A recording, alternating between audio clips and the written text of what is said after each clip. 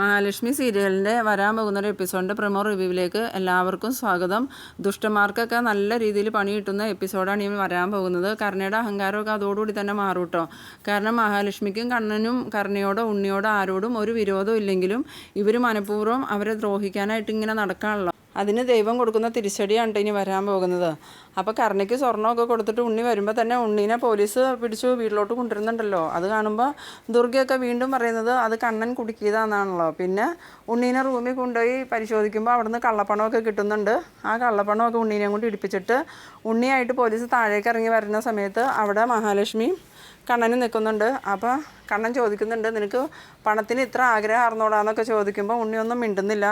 അപ്പം പോലീസുകാർ പറയുന്നുണ്ട്, കണ്ണൻ സാറേ ഞങ്ങളിപ്പോൾ എന്താ ചെയ്യേണ്ടതെന്ന് ചോദിക്കുമ്പോൾ ആര് തെറ്റ് ചെയ്താലും അയാൾക്ക് ശിക്ഷ കിട്ടണം, നിങ്ങളിവനെ കൊണ്ടുപോയിക്കോന്ന് പറയണു.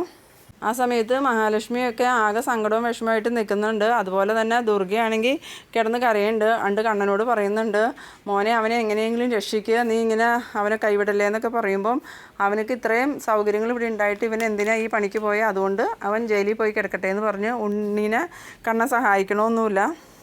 പിന്നീട് ദുർഗ പ്രതാപനെ വിളിച്ചിങ്ങനെ വിവരങ്ങൾ പറയുന്നുണ്ട്. ഇങ്ങനെ ഉണ്ണീനെ പോലീസ് കൊണ്ടുപോയി അത് കണ്ണൻ കള്ളക്കേസിൽ കുടുക്കിയതാണെന്നൊക്കെ പറയുമ്പം പ്രതാപൻ പറയുന്നുണ്ട്, എൻ്റെ ഉണ്ണിക്കുട്ടന് എന്തെങ്കിലും വരുമോ, എൻ്റെ മോളുടെ കണ്ണ് നിറയോ ചെയ്താൽ ഞാൻ ആ കണ്ണനെയും ലക്ഷ്മിയെയും ജീവിതനോടെ വിടൂല എന്നൊക്കെ പറയണു. അതിനുശേഷം പ്രതാപൻ അന്വേഷിക്കുമ്പം പ്രതാപന് മനസ്സിലാവുന്നുണ്ട് ഇവൻ കള്ളപ്പണത്തിൻ്റെ ഇടപാട് നടത്തിയിട്ടാണ് പോലീസ് പിടിച്ചതെന്ന്. പ്രതാപൻ ആ വിവരം അമ്മയോട് പറയുന്നുണ്ട്. അപ്പോൾ അമ്മ പറയുന്നുണ്ട്, അന്ന് ഇവൻ കൊണ്ടുവന്ന സ്വർണ്ണമൊക്കെയും ഈ കള്ളപ്പണത്തിൻ്റെ ഇടപാട് നടത്തി കിട്ടിയ കാശ് കൊണ്ടായിരിക്കും എന്നാൽ അവനെന്തിനാ ഈ പണിക്ക് പോയേ എന്നൊക്കെ ഇങ്ങനെ ചോദിക്കുന്നു. ഇത് കേട്ടുകൊണ്ട് വരുന്ന കരുണയ്ക്ക് ആകെ ദേഷ്യവും സങ്കടവും വരുന്നുണ്ട്. ഈ സ്വർണ്ണാഭരണങ്ങളും ഡ്രസ്സും ഉണ്ണിയേട്ടൻ കട്ടുണ്ടാക്കി കൊണ്ടുവന്ന് വന്നതാണെന്ന് ഞാൻ അറിഞ്ഞില്ലല്ലോ, ഉണ്ണിയേട്ടൻ്റെ ഒരു സാധനം എനിക്ക് വേണ്ടാന്ന് പറഞ്ഞ് കരുണ സ്വർണ്ണമൊക്കെ വലിച്ചു വാരി എറിയുന്നുണ്ട്. അപ്പം പ്രതാപൻ പറയുന്നുണ്ട്, മോളൊന്ന് സമാധാനപ്പെട്, ദുർഗ പറഞ്ഞത് ഉണ്ണീനെ കണ്ണൻ കള്ളക്കേസിൽ കുടുക്കിയതാണ്, അതുകൊണ്ട് സമാധാനപ്പെടുന്നു പറയുമ്പം കരുണ പറയുന്നുണ്ട്, ഇത് കള്ളക്കേസിൽ കുടുക്കിയതല്ലാന്നുണ്ടെങ്കിൽ ഞാനിനി ആ കുടുംബത്തേക്ക് പോവില്ല, ഉണ്ണിയേട്ടനുമായിട്ടുള്ള വിവാഹബന്ധം വേർപെടുത്തും, അതുപോലെ തന്നെ എൻ്റെ വയറ്റിൽ വളരുന്ന കുഞ്ഞിനെ ഞാൻ അബോർഷൻ നടത്തി കളയുകയും ചെയ്യുമെന്ന് പറയണു. ഇവരുടെ സംസാരം കേട്ട് മോഹിനിയാണെങ്കിൽ വളരെ വിഷമിച്ച് ഇങ്ങനെ നിൽക്കുന്നുണ്ട്. പിന്നീട് കാണിക്കുന്നത് വാമദേവനെയും മേഘനാഥനെയാണ്. വാമദേവന് ദുർഗ വിളിച്ച് വിവരങ്ങൾ പറയുന്നുണ്ട്.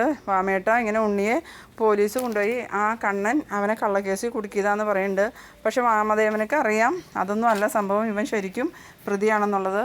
അതിനുശേഷം ദുർഗ ഫോൺ വെച്ചതും വാമദേവൻ മേഘനാഥനോട് പറയുന്നുണ്ട്, അവനെ പോലീസ് കൊണ്ടുപോയി ചോദ്യം ചെയ്ത് കഴിഞ്ഞാൽ ഇതിൻ്റെ പിന്നിൽ ഞാനാണെന്നുള്ള വിവരം അവൻ പറയും. അതുമാത്രമല്ല നമ്മൾ നടത്തിയിട്ടുള്ള പല തിരിമറികളെക്കുറിച്ചുള്ള വിവരങ്ങൾ അവന് പോലീസിന് കൊടുക്കും. അതുകൊണ്ട് ഒരിക്കലും അവനെ പോലീസ് ചോദ്യം ചെയ്യാനുള്ള ഇട വരരുത്, അതിനു മുമ്പ് തന്നെ അവനെ തീർത്ത് കളയണം, അതിനുള്ള ഏർപ്പാട് നീ ചെയ്യണമെന്ന് പറയുമ്പം മേഘനാഥൻ പറയുന്നുണ്ട്, ഉണ്ണിയെ നമുക്ക് അങ്ങനെ ഒന്നും ചെയ്യാൻ പറ്റില്ല, അതുകൊണ്ട് തന്നെ നമ്മൾക്കിത് ഏതെങ്കിലും രീതിയിൽ പോലീസിനെ സ്വാധീനിച്ച് കേസ് ഇല്ലാണ്ടാക്കാൻ നോക്കാം എന്നൊക്കെ പറയണു.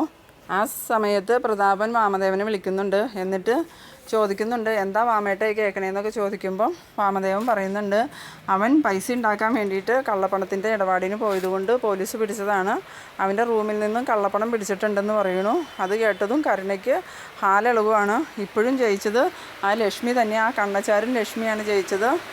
ഉണ്ണിയേട്ടൻ വെറും കഴിവ് കെട്ടവനാണ്, ഇതുപോലെ കഴിവ് കെട്ട ഒരു ഭർത്താവിനെ എനിക്ക് ആവശ്യമില്ല, അതുപോലെ അങ്ങനെ ഒരാൾക്കടെ കുഞ്ഞിനെയും എനിക്ക് ആവശ്യമില്ല എന്നൊക്കെ പറഞ്ഞ് ഭയങ്കരമായിട്ട് സങ്കടപ്പെടുകയും ദേഷ്യപ്പെടുകയൊക്കെ ചെയ്യുന്നുണ്ട്. പിന്നീട് ദുർഗേനെ വിളിച്ച് കരുണ പറയുന്നുണ്ട്, നിങ്ങളുടെ മോൻ ഇത്രയ്ക്കും കഴിവ് കെട്ടവനാണെന്ന് എനിക്ക് അറിയില്ലായിരുന്നു, അതുകൊണ്ട് തന്നെ ഇനി മേലാൽ അയാളുമായിട്ട് എനിക്ക് യാതൊരു ബന്ധവും ഉണ്ടാവില്ല, അയാൾ ജയിലിൽ കിടക്കുകയോ ചാവുകയോ എന്ത് ചെയ്താലും എനിക്ക് പ്രശ്നമൊന്നുമില്ല എന്ന് പറയുന്നു. പിന്നീട് മഹീനെയാണ് കാണിക്കുന്നത്. മഹിയുടെ ഫോൺ ബെല്ലടിക്കുന്നുണ്ട്. ആ സമയത്ത് മഹി നോക്കുമ്പം അച്ഛനാണ്.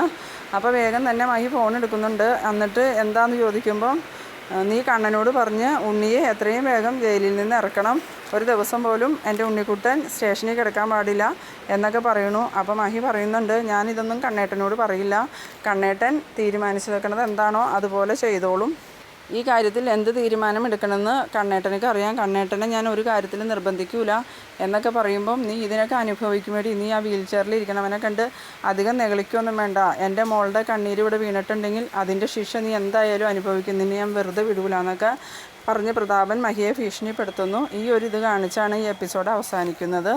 അപ്പോൾ നിങ്ങൾ എൻ്റെ വീഡിയോ ആദ്യമായിട്ടൊക്കെ കാണുന്നവരാണെങ്കിൽ എൻ്റെ ചാനലൊന്ന് സബ്സ്ക്രൈബ് ചെയ്യാനും എൻ്റെ വീഡിയോ നിങ്ങൾക്ക് ഇഷ്ടമായാൽ ലൈക്ക് ചെയ്യാനും കൂടാതെ ഇതിനെക്കുറിച്ചുള്ള അഭിപ്രായങ്ങളൊക്കെ ഒന്ന് കമൻ്റായിട്ട് രേഖപ്പെടുത്താനും നിങ്ങളുടെ ഫ്രണ്ട്സിനൊക്കെ ഒന്ന് ഷെയർ ചെയ്ത് കൊടുക്കാനും മറക്കരുത്.